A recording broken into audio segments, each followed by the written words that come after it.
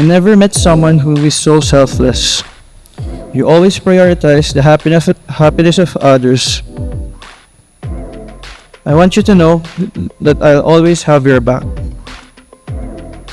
When you're tired, lean on me. When you're sad, cry on my shoulder. When you feel like giving up, I'll carry you.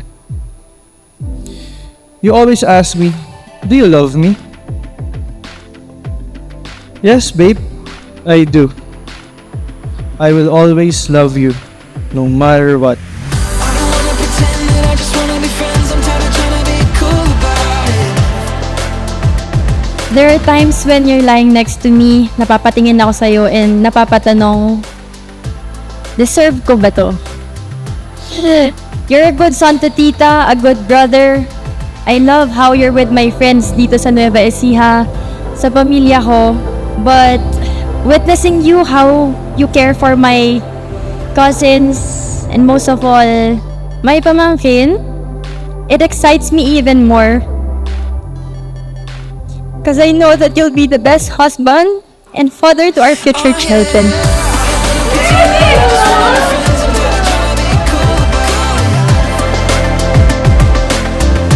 Ano siya sobrang kind niyang person na iniisip niya muna lagi yung kapakanan ng iba kaysa sa sarili niya. Sunod yun, religious person rin siya. Parang ang dalang ko makita na religious na babae na yung ano talaga, close kay God. Yan. Pinupush ko siya away. Kasi may iba akong gusto that time. Tapos sabi ko sa kanya, tigil mo na, walang maaano yan. Sabi hindi, hayaan mo lang ako manligaw. Sabi, hayaan mo lang, gusto ko na may ginagawa. Tapos nag-last message ako sa kanya, sabi ko tumigil na siya. Tapos sabi niya, oo daw. Sabi ko, hindi, dapat reply mo. Go ka pa rin.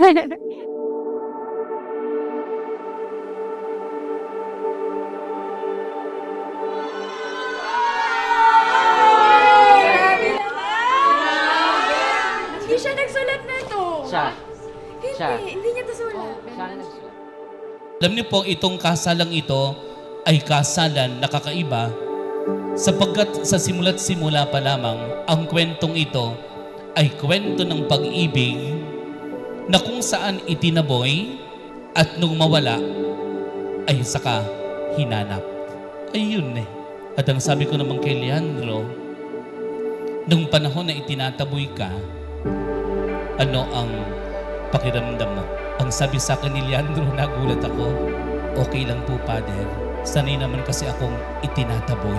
Bakit ka nagpatuloy sa gitna na ikaw ay patuloy na itinataboy?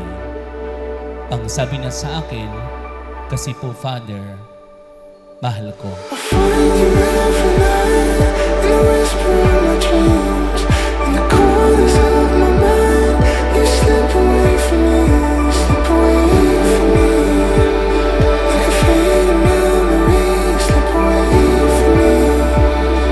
The more I didn't think, slip away from me. So, at times, si Bok, sinasabi niya sa akin, ba hindi ko na kasi alam yung gagawin ko eh. Ginawa ko na yung 101%. Pero ang dami pa rin talaga nanliligaw. Tangina, sabi niya nga.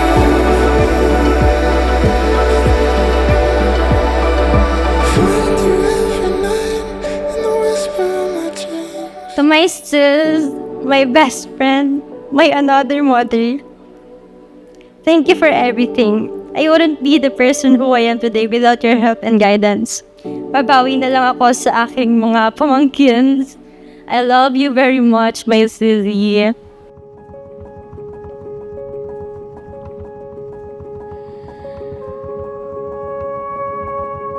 I still remember the first time I saw you. It was at UST. You were walking through the park, carrying an umbrella, a handbag while talking to your friend. I was mesmerized by your beauty. But once I got to know you more, I realized that you're more beautiful in the inside. Leandro, ako din, naaalala ko pa. I can still remember our first conversation. Inoperahan ako nun sa mata and you said, get well soon. Little did I know, ang next na sasabihin mo na pala is, pwede ko bang makuha yung number mo? But as a medyo suplada, I said no. And natatandaan ko pa na sinabi ko, ikaw ang gumawa to get it. And you did.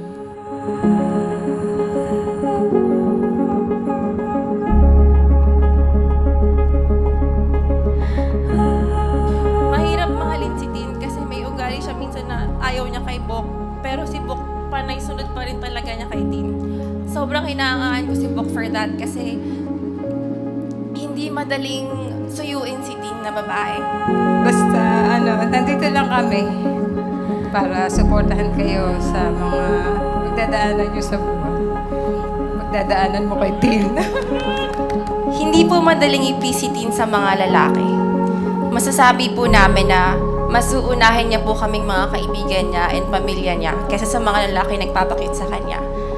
Maahalata po naman yun kasi every weekend gusto niya umuwi siya sa family niya. Iiyak pa yan, namimiss ko na si daddy, namimiss ko na si mommy. Lagi po siyang ganon.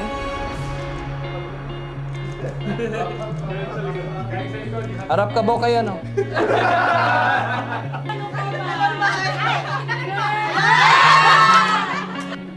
Hindi, siyempre, hinihingiling ko kay Lord na sana maging kaklase ka ako. Wala naman ka akong gusto sa kanya. Ayaw niyo ibigay sa akin si Tin na maging kaibigan man lang. Di ba? Di ba? Di, siyempre,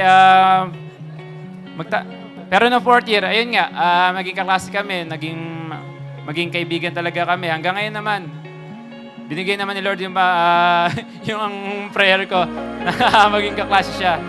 At yun naman, pero mas kaibigan ko pa, mas close na kami ng asawa niya ngayon kasi lagi kami kukwentuhan, diba? Pahanginan lang ng kwento. Kakaanak na, siyempre sana kung sakaling yung lang, pala rin na kunyari, kinder parehas yung anak natin. Ikaw nasa mundo, pag-ala ako, ganun.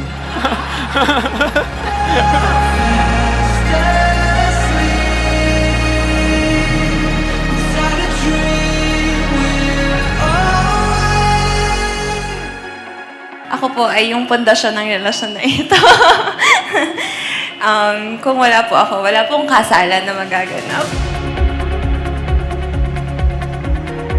You're my greatest supporter.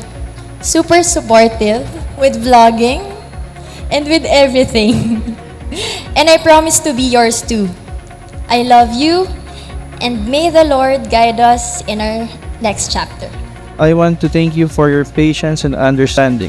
I know I'm still a work in progress, so please bear with me once more. I will give you the world, I will give you happiness, I will give you all the best things in life. I love you.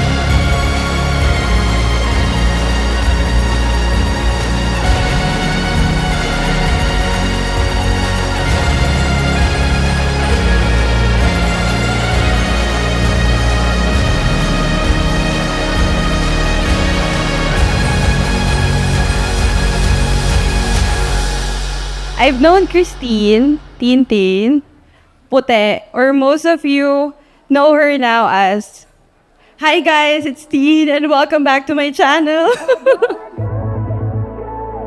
Sobrang bilib po ako kay Tin kasi hindi sumasayaw si Bok. Pero dahil sa pagmamahal niya kay Tin, talagang sumayaw.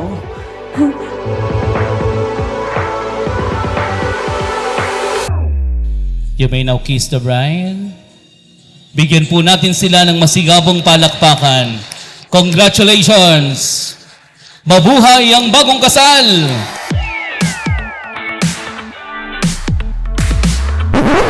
Ladies and gentlemen, sila po ay maglalaban-laban in a competition na tinatawag po nating Beer It to Win It. Go! If I can got you! Yon! Finish!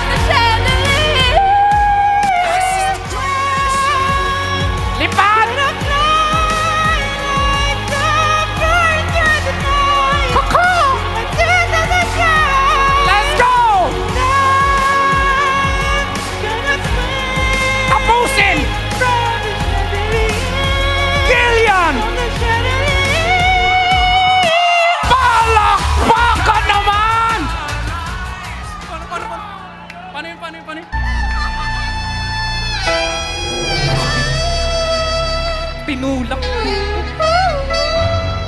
Hanggang sa huli.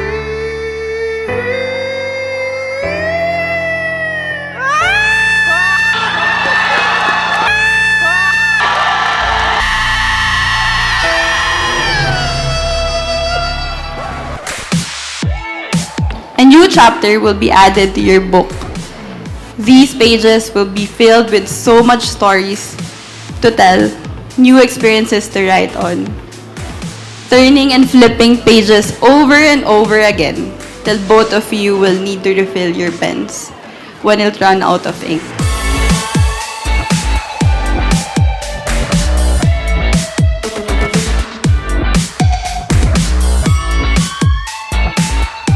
As in talaga 8 a.m. pa or 7 a.m. Nasa labas siya ng bahay namin. Sabi niya, "Bay, labas ka na." "Bakit? Punta tayo ka ng Kabanatuan." "Bakit? Puntahan natin si Tin." Hindi ako nire-reply ni Tin. So yun po, just to share, minsan pupunta kami ng Kabanatuan kahit mag-aantay kami ng 2 oras, hindi po kami kikitain ni Tin. So, every night po, ang ginagawa po namin, umiinom po kami sa dorm at nag-iiyak po kami doon. At lagi niya pong sinasabi, "Bakit ganun? Ginagawa ko naman lahat." Imagine po, ang liit po ng dorm, pero 10 po kami doon. Para lang pong damayan si Bok at sabihan na wag sumuko.